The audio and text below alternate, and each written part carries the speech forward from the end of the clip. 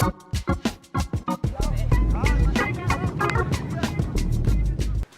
today we're going to discuss the practice number 7, and this practice is to help players how to play through the middle of the field.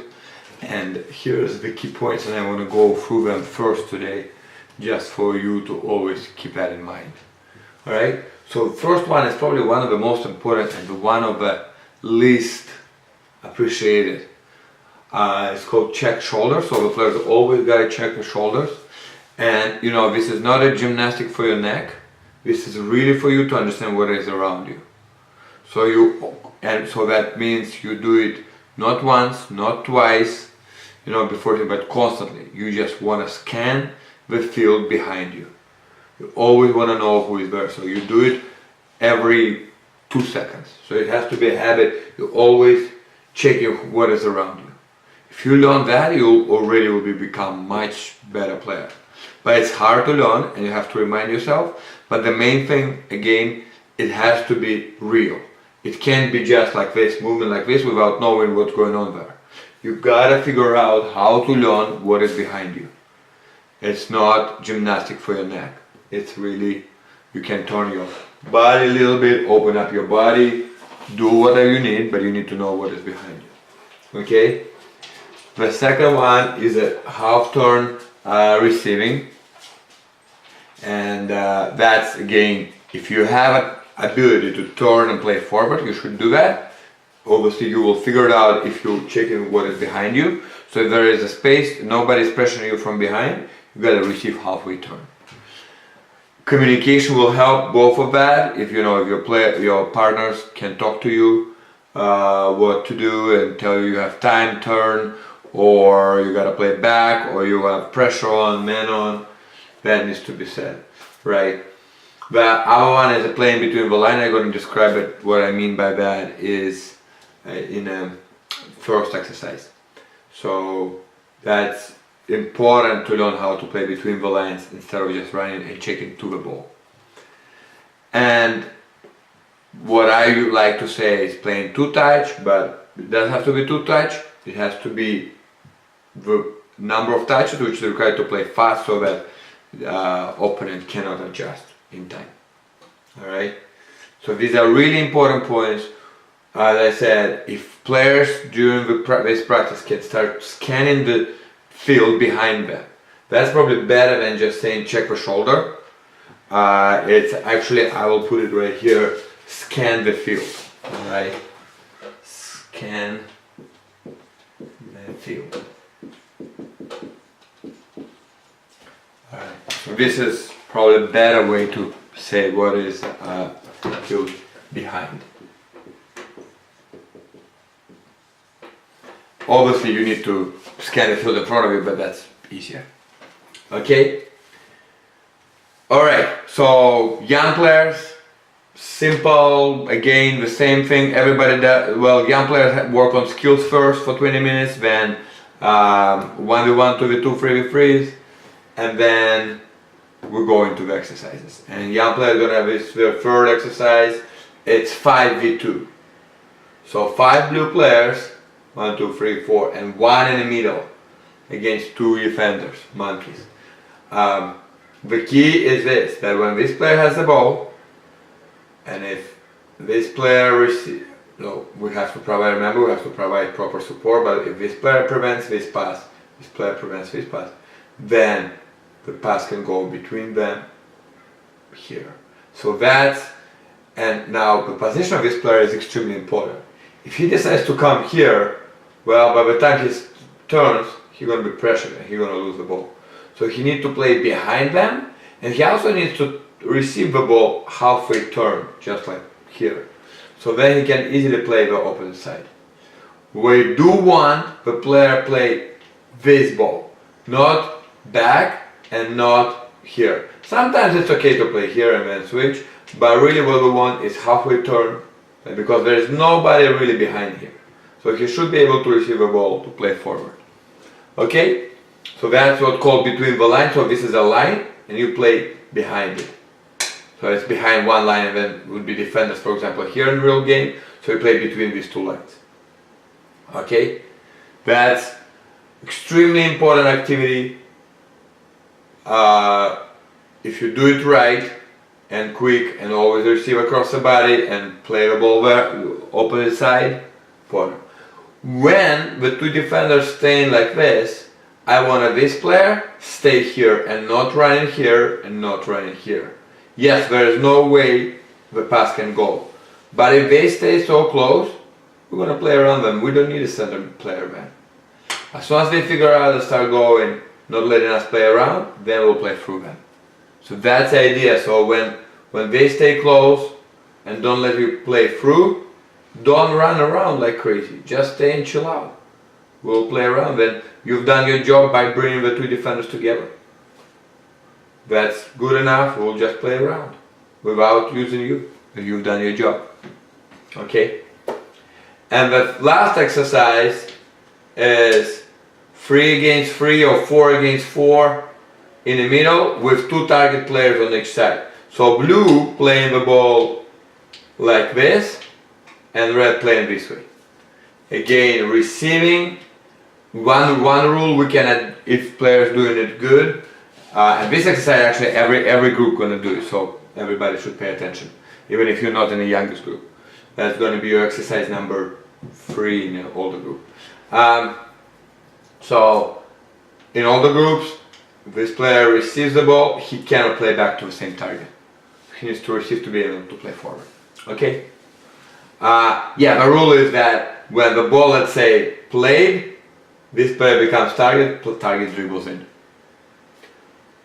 Another thing can be the ball is played, this player comes, but the target does not dribbling in but has to play the pass. It depends on how good you are. How good you doing this. The coaches will adjust and then you join, right? So either dribbling in, first starting just by dribbling in after you receive a ball, then after that try to pass. Okay? So all the age groups gonna start with this exercise. They're gonna do 3 against 3. Let me take the ball. 3 against 3 in the middle with 4 neutrals. They're gonna be different color. Should have put them green right now, but you know, you understand. This is different color. They're neutrals. They're outside the square, and we just keep possession. So play the ball. One thing, the rule is neutrals cannot play to neutral. So they always have to find someone in the field, inside the field. And the other rule, if a game we're doing good, is that if neutral plays with the ball, you can't play back to the same neutral. You have to play to someone else or connect the ball. If we're doing really good, you have to connect the ball inside the field before you play into the neutral. Okay, so it all depends on quality of play. And by all that really means is receiving the proper way, not, you know, if a neutral plays with a ball here, if you receive like this, well, there's not too much things you can do with the ball. So if you open and receive like this, then you can do a lot of things. You can play to the neutral there, you can find your own player, you can switch the ball to this player. But if you're facing the ball it came from, you're pretty much down to play it back. And that's not good. Alright. Then third exercise is going to be this one, we just described. Can be more people, that have to be 3v3, can be 4v4 inside the field, you know. So it's right now here it's showing us 5v5 basically, 3 plus 2 targets. Can be 6v6, 7v7.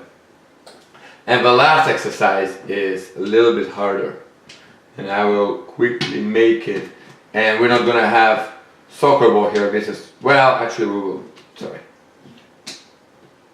And then 1, 2, 3, 5, 6.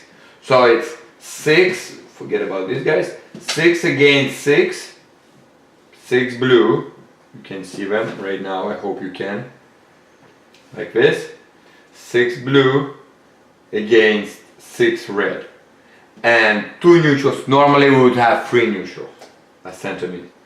So it's a game, it's not like blue always staying outside. Blue is in possession right now, so they want to use as much space as possible. So that's why they're outside. So as they lose the ball, red going quickly, spreading out quickly as much as possible, blue jumping in inside. Good, yellow are neutrals. right? This one inside too. So again, playing for the middle, players neutrals, especially important here so that they can spread the ball. And they have to play between the lines, they give us advantage. You know, so it's a game which used a lot in transition when we learned how to work on transition, but it also can be used when we learn how to move the ball, you know, through the middle of the field. All right. So this is 1, 2, 3 exercises for all the age groups. Okay. So hope that makes sense. This is we're not, you know, there are two things I want to say before we end. First, parents asking me why we're not playing a lot of games, just a regular like scrimmage games. Well, we don't do that because we think you can get way more out of these exercises. But we do have street soccer every Sunday, 11 a.m. at Foothill Sports Arena on Kipling and 285. So it's almost free, it's only $10 to participate, and you can just come and play all 90 minutes. Or you can take some private lesson there with SIQ coach if you want to, you know, to work on something specific. But that's why here we want to do it as much as possible, activities which are, you know, will help you to play real soccer, but not really scrimmaging here. So you don't pay right now for us to set up scrimmage. We do that separately on Sundays 11 a.m. If you have any questions, you just email Soccer IQ Academy and we'll tell you details. You all should know about it. It's $10 to participate. You play for an hour and a half. We have usually 50 kids there playing, so it's a great environment, great different level. It doesn't matter if you are good or bad, and you don't have to be a SIQ player to participate in that street soccer. So you can just bring any of your friends, etc. More than welcome to come. Anybody can participate. All right, and the last thing is that, you know, this is a practice number 7, and this is the last practice for the Castle Rock and Bubble. We're for sure gonna do Castle Rock in the mornings on Sunday mornings in Castle Rock in January, February. We're working on Bubble, it's still under question. But we're also continuing Infinity Park on Mondays. And we do offer half price for Infinity Park, which already been for 7 weeks or 6 weeks actually. And then it continues for another 7 weeks in January, February, Infinity Park on Mondays. 5 p.m. If you're interested again, contact us. They're going to be practice 8, 9, 10. So all new Castle Rock, hopefully new Bubble, but there is no right now. It's not going to be a repeat of the same sessions. It's going to be again building on those sessions which we have. It's not going to be just the same thing we're going to do again. No, next one going to be practice number 8, not practice number 1. Okay. All right, that's it. Have a great, you know, Christmas and all holidays, you know, all holidays you celebrate in your family, New Year, etc. And I hope to see you on the field. I will be at street soccer couple Sundays in end of December.